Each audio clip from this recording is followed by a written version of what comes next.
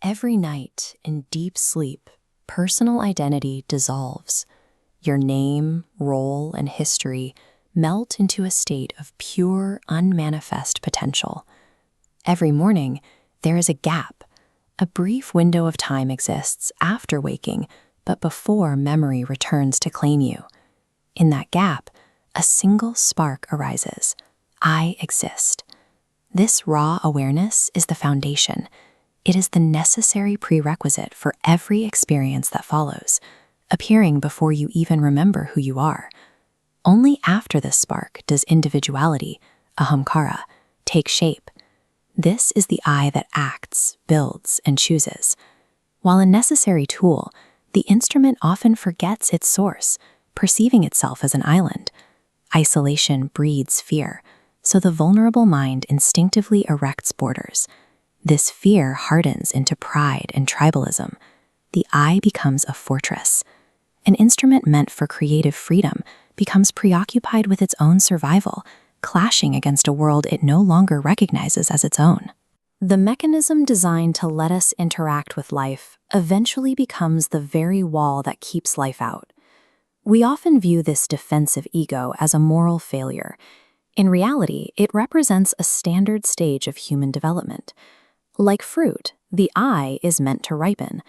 The hard, green, guarded stage is simply an early phase of growth. Individuality exists so the universe can delight in its own multiplicity. It is the specific lens through which a free, creative consciousness views the world. A ripened ego loses its jagged edges.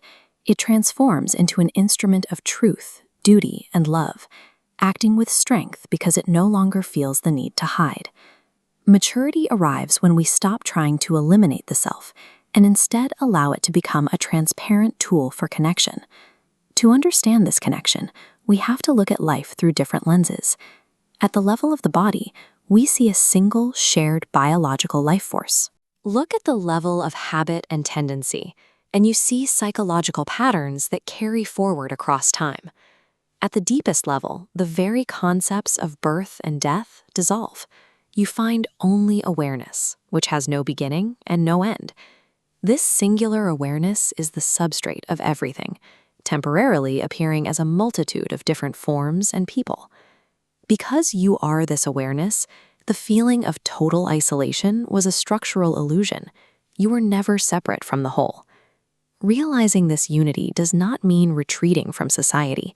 It does not require you to stop participating in the world. It asks you to act fully and skillfully, engaging with the world's complexities while resting in the quiet understanding that your core is untouched. You act with total commitment, yet you do so without clinging to the outcome or the results of your work. Freedom is the absence of resistance to what already is. It is a state of being that remains even while the self continues to function. True liberation is the paradox of being fully engaged in the movement of life while surrendered to its flow.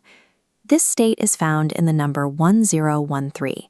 As the first four-digit prime, it's irreducible and whole.